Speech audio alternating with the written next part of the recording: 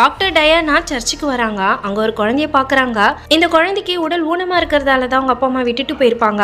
பரவாயில்ல, இந்த குழந்தைய நானே வளர்க்குறேன், கடவுள் எனக்கு கொடுத்த குழந்தையா நினைச்சுக்கிறேன்னு டயானா சொல்றாங்க. இந்த ஒரு குழந்தைய நீங்க பாத்துக்கிட்டீங்கன்னா இதே மாதிரி இருக்கிற குழந்தை நிறைய கூட்டு வந்து இங்க விட்டுருவாங்க. அத்தனை குழந்தைய பாத்துக்கிறதுக்கு ஹாஸ்பிட்டல்ல பெட்டும் கிடையாது, வசதியும் இல்லைன்னு சொல்றாங்க. எத்தனை குழந்தைகள் வந்தாலும் பரவாயில்ல, அத்தனை பேரையும் பாத்துக்கிறதுக்கு தான் கடவுள் என்ன படைச்சிருக்காருன்னு நான் நினைச்சுக்கிறேன். இடம் இல்லைன்னா என்ன, இந்த சர்ச்சையே இவங்களுக்கான இடமா மாத்திடலாம்னு சொல்றாங்க. இந்த மாதிரி பாதிக்கப்பட்ட குழந்தைங்க மொத்தம் 42 பேர் அந்த சர்ச்சில் வந்து சேர்ந்திருப்பாங்க. அவங்க எல்லாரையுமே டயானா தான் பாத்துக்கிறாங்க. ரூபனுக்கு மட்டும் சர்ச்சில் கேட்டிருக்க அந்த பாட்டு டயானா அந்த குழந்தைகளுக்காக வாசிச்ச பாட்டு தான். இந்த பாட்டு கேட்டாலே இங்க இருக்க குழந்தைங்க எல்லாருமே சந்தோஷப்படுறாங்க. டயானா மத்த டாக்டர்ஸ் கிட்ட என்ன சொல்றாங்கன்னா, கருவுல இருக்க குழந்தைக்கும் வெளியுலகத்துக்கும் இருக்க தொடர்பே சத்தம் தான். அது சப்தமா இல்ல இசையான்றதை பொறுத்து தான் அதோட ஆரோக்கியம் இருக்கு. அழுவுற குழந்தைக்கு அவங்க அம்மாவோட குரல் எப்படி ஒரு இசையோ அதே மாதிரி இந்த குழந்தைங்களுக்கு நான் வாசிக்கிற இசைக்கு ஒரு சக்தி இருக்குன்னு நான் நம்புறேன்னு சொல்றாங்க. அங்க இருக்கிற எல்லா குழந்தைங்களுக்கும் இவங்க இசையை வாசிச்சு காட்டி அவங்களோட கனெக்ட் ஆகிறாங்க. அந்த குழந்தைங்களும் அவங்களோட சந்தோஷத்தை கை தாட்டி இவங்களுக்கு வெளிப்படுத்துறாங்க. ரூபன் அந்த பெரியவர்கிட்ட எப்படி அந்த 42 குழந்தைங்களும் இறந்து போனாங்கன்னு கேட்குறாங்க. திடீர்னு அங்கே இருக்கிற குழந்தைங்க எல்லாருக்கும் உடம்பு சரியில்லாம ஆகுது. ஒவ்வொருத்தராக இறந்து போக ஆரம்பிக்கிறாங்க. அவங்களுக்கு என்ன பிரச்சனை என்ன நோயின்னு டயானாவாலே கண்டுபிடிக்க முடியல. இப்படிதான் மொத்தம் 42 குழந்தைங்களும் இறந்து போயிருப்பாங்க. இவங்கெல்லாம் இறந்த சோகத்திலே டயானாவும் இறந்து போயிட்டதா சொல்றாரு. இப்போ இவங்க எல்லாரையுமே புதைச்ச அந்த இடத்துக்கு ரூபனை கூட்டு வந்து காட்டுறாரு. என்ன நோயினே தெரியாம 42 பேரும் ஒரே டைம்ல இறந்து போயிருக்காங்கன்னா கண்டிப்பா இதுக்கு பின்னாடி ஏதாவது பெரிய காரணம் இருக்கும். அது என்ன நம்ம தெரிஞ்சுக்கணும்னா இவங்க எல்லாரோடமையும் நம்ம தோண்டி பார்க்கணும்னு சொல்றாரு.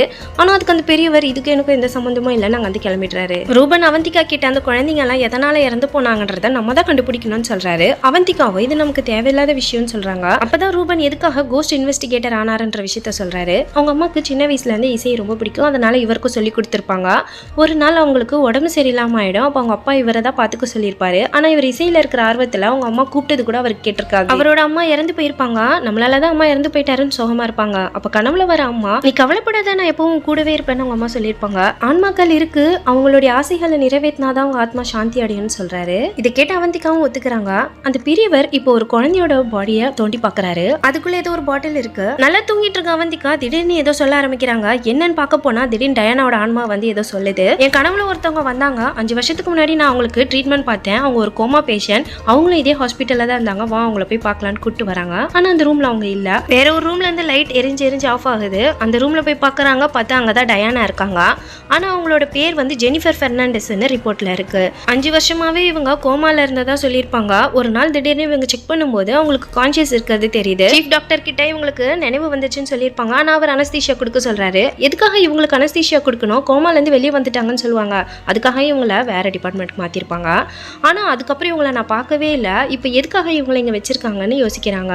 டயானாக்கும் இறந்து போன அந்த 3 பேருக்கும் கண்டிப்பா ஏதாவது சம்பந்தம் இருக்குன்னு இவர் சொல்றாரு. உனக்கு அப்புறமா யாரு இவங்களுக்கு ட்ரீட்மெண்ட் கொடுத்ததுன்றத தெரிஞ்சுக்க முடியுமான்னு கேட்கிறாரு. அப்பதான் ரிப்போர்ட்ல போய் பார்க்கறாங்க. இவங்களுக்கு அப்புறமா இறந்து போன அந்த 3 பேருமே தான் இவங்களுக்கு ட்ரீட்மெண்ட் கொடுத்துருப்பாங்க. அனஸ்தீஷியா அதிக அளவுல கொடுத்தா என்ன ஆகும்னு நம்ம எப்ப தெரிஞ்சுக்கிறது, இவங்க கோமா பேஷண்ட் தானே, அதனால இவங்களுக்கே போடலாம்னு சொல்லி ட்ரீட்மெண்ட் பார்த்துருப்பாங்க. அனஸ்தீஷியா ஓவர் டோஸ் ஆனதால இவங்க இறந்து போயிட்டாங்க. இப்ப இருக்கிறது வெறும் உடம்பு தான், ஆன்மா எப்பவோ வெளியே வந்துருச்சுன்னு ரூபன் சொல்றாரு. இவங்களோட வைட்டல்ஸ் எல்லாமே கரெக்டா தான் இருக்கு, இவங்க இறந்து போலன்னு அவந்திகா சொல்றாங்க. ஆனா ரூபன் அதெல்லாம் கிடையாதுன்னு அங்க இருக்க அந்த ஒயரெல்லாம் பிச்சு போடுறாரு. டயானா இறந்து போயிட்டதாகவும் இவர் நம்புறாரு. அதுக்குள்ள ஹாஸ்பிட்டல்ல இருக்கவங்க இவரை போலீஸ்ல பிடிச்சு கொடுத்துட்றாங்க. டயானான்ற பேஷண்ட்டை நீங்க கொலை பண்ண பார்த்ததா சொல்லி அவர் அடிக்கிறாரு. ஆனா இவர் அடிச்சதுமே இன்ஸ்பெக்டருக்கு காது போயிடுது. அடிச்சது என்னவோ நீ தான், ஆனா ஹாஸ்பிட்டல்ல வந்து நீ படுத்துட்டு இருக்கேன்னு பெரிய ஆபீசர் கேட்கிறாரு. டயானா உயிரோட இருக்காங்களா இல்லையான்னு நாங்க தெரிஞ்சுக்கணும், அதனால ஹாஸ்பிட்டல் ஓனரான டேனியலை வர சொல்வாங்க. 32 வருஷமா அவர் வரவே இல்லை, நான் தான் எல்லாத்தையும் பாத்துக்கிறேன், அவர் இங்க வரணும்னா நான் இறந்து தான் போகணும், அப்பதான் அவர் வருவாருன்னு பிரின்சிபல் சொல்றாரு. கொஞ்ச நேரத்துல அவருக்கு பயங்கரமான காது வலி வருது. இப்போ ஹார்ட் அட்டாக் வந்து அவர் அங்கேயே இறந்து போயிடுறாரு. ரூபன் அந்த பெரியவரை பார்க்க வராரு. ஆனா அவரு இறந்து போயிருக்காரு. கையில இருக்க பாட்டில் எடுத்து பாக்குறாரு. யாரோ வவ்வால வச்சு பிளாக் மேஜிக் பண்ணி அந்த டெட் பாடிஸ் கிட்ட இதை வச்சிருக்கிறத அவர் தெரிஞ்சுக்கிறாரு. இதுக்கெல்லாம் காரணம் அந்த டேனியலை தான் இருக்குன்னு ரூபன் சந்தேகப்படுறாரு. இப்போ டேனியலோ இந்தியாவுக்கு வந்திருக்காரு. டயானா உயிரோடு இருக்காங்களா இல்லையான்னு வேற ஒரு டாக்டரை வச்சு டெஸ்ட் பண்ணி பார்க்குறாங்க. ஆரோக்கியம் ரூபன் கிட்ட சொல்றாரு, டயானா உயிரோட தான் இருக்காங்க, ஆனால் அவங்க உடம்புல இருக்க பார்ட்ஸ் எல்லாமே டேமேஜ் ஆயிடுச்சு, அவங்க பழைக்கிறது ரொம்ப கஷ்டமா, அதனால அவங்களுடைய ட்ரீட்மெண்ட்டை ஸ்டாப் பண்ண போறதா சொல்றாரு. டேனியலும் இப்போ ட்ரீட்மெண்ட் ஸ்டாப் பண்றதுக்காக சைன் பண்ணிடுறாரு. டேனியல் டயானா கிட்ட இப்ப தனியா பேசுறாரு. 32 வருஷத்துக்கு முன்னாடி உன்னை விட்டு போனது தப்பு. அப்பவே நான் அவனை கல்யாணம் பண்ணி என் கூடவே கூட்டு போயிருக்கணும்னு சொல்லி அவங்க கையில ஒரு ரிங்கும் போட்டு விடுறாரு. டேபிள் மேல இருக்க ஒரு மருந்து பாட்டில் இப்போ அவர் கால் கிட்ட வந்து விடுது. எடுத்து பார்த்தா அது அனஸ்தீஷியா பாட்டில். இவ்வளவு நாளா அனஸ்தீஷியா கொடுத்துதான் இவங்களை கோமால வச்சிருக்காங்கன்றத அவர் தெரிஞ்சுக்கிறாரு. ரூபன் பிளாக் மேஜிக் பண்ண அந்த வவ்வால் பாட்டில எடுத்துட்டு போறாரு. அப்ப நிறைய வவ்வால் வந்து இவர் அட்டாக் பண்ணுது. அதுல அந்த பாட்டில் கீழே விழுந்து எரிஞ்சு போகுது. ரூபன் இப்பதான் ஒரு விஷயத்த கண்டுபிடிச்சிருப்பாரு. டயானா இறந்து போகல, அவங்க உயிரோட தான் இருக்காங்க. ஆனா அளவுக்கு அதிகமான அனஸ்தீஷியா கொடுக்கறதால அவங்க ஆன்மா அவங்க உடம்பு விட்டே வெளியே வருது. அவந்திகா இவர் சொல்றத நம்ப மாட்டாங்க. உலகத்துல 3% பேஷண்ட்க்கு அனஸ்தீஷியா கொடுத்ததுமே அவங்க உடலை விட்டு ஆன்மா வெளியே வந்ததா ஃபீல் பண்ணிருக்காங்க. அது மாதிரி தான் இப்ப டயானாக்கும் நடக்குதுன்னு சொல்றாரு. டயானாக்கு ட்ரீட்மெண்ட் பார்த்த டாக்டருக்கு டயானா கிட்ட இருந்தே கால் வருது. யாரா இருக்குன்னு இவர் போன் எடுத்து பேசுறாரு. அப்ப டாக்டருக்கும் அதே வவ்வால் சவுண்ட் கேட்டு அவரும் அங்கேயே இறந்து போயிடுறாரு. இப்ப ரூபனோ டயானாவை இதுக்கப்புறம் இங்க நம்ம வச்சுக்க கூடாது, இவங்களை திரும்ப உயிரோட கொண்டு வரணும்னு சொல்லி சர்ச்சுக்கு அவங்கள கூட்டிட்டு போயிடுறாரு. ரூபன் டயானா கிட்ட நீங்க உயிரோட வந்தாதான் இந்த பிரச்சனைக்கெல்லாம் தீர்வு கிடைக்கும், உங்களுக்கு என்ன நடந்ததுன்னு அப்பதான் இந்த உலகத்துக்கு தெரிய வரும், உங்களுக்கும் அந்த குழந்தைங்களுக்கும் நியாயம் கிடைக்கணும்னா நீங்க உயிரோட வாங்கன்னு பேசிட்டு இருக்காரு. டயானாவோட ஆன்மாவும் அங்கதான் இருக்கும். இப்பதான் இதுக்கெல்லாம் காரணம் டேனியல் மட்டும் இல்ல, நான்சி டேனியல்னு தெரிய வருது. நான்சி வேற யாரும் இல்ல, டேனியலோட வைஃபா இருப்பாங்க. நான்சி இப்போ டேனியலுக்கு ஒரு ஊசியை போடுறாங்க. டேனியல் இப்போ கோவமா எதுக்காக நீ டயானாவை 32 வருஷமா கோமால வச்சிருந்த, அந்த 42 பசங்களும் எதுக்காக கொலை பண்ணன்னு கேட்குறாரு. அப்போதான் நான்சி ஒரு விஷயத்த சொல்றாங்க. வெறும் மியூசிக்கை வச்சு அவ அந்த குழந்தைங்களுக்கு ட்ரீட்மெண்ட் கொடுத்து சரி பண்ணுவா, அதை பார்த்துட்டு நான் சும்மா இருக்கணுமா? நான்சி வவ்வால் யூஸ் பண்ற அல்ட்ராசோனிக் வேவ்ஸா அந்த பசங்கள் ட்ரீட்மெண்ட்டுக்காக யூஸ் பண்ணி பார்க்குறாங்க. ஆனா அதுல அந்த பசங்க ரொம்பவே பாதிக்கப்பட்டு இறந்து போயிடுறாங்க. நான்சி ரிசர்ச்ன்ற பேர்ல அந்த குழந்தைங்களை கொடுமைப்படுத்துற விஷயம் டயானாக்கு தெரிய வருது. இப்ப டயானா அந்த குழந்தைங்களை காப்பாற்ற நினைக்கிறாங்க. அதுக்குள்ள டயானாவை அடிச்சு போட்டுடுறாங்க. டயானா இறந்துட்டா அந்த குழந்தைங்க ஆன்மாவோட சேர்ந்து பவர்ஃபுல்லா ஆயிடுவாங்க.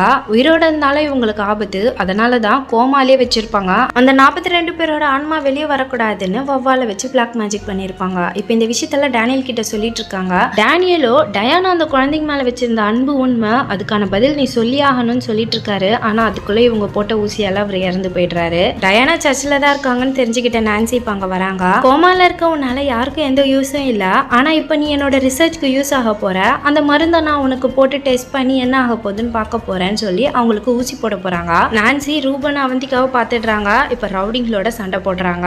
அவந்திகாவை நான்சி பயங்கரமா அடிச்சிடுறாங்க. ரூபனுக்கும் செம்மையா அடிபட்டுடுது. குழந்தைங்க ஆன்மா பிளாக் மேஜிக் பண்ண வவ்வாலால கஷ்டப்படுது. நான்சி டயானாக்கு ஊசி போட வராங்க.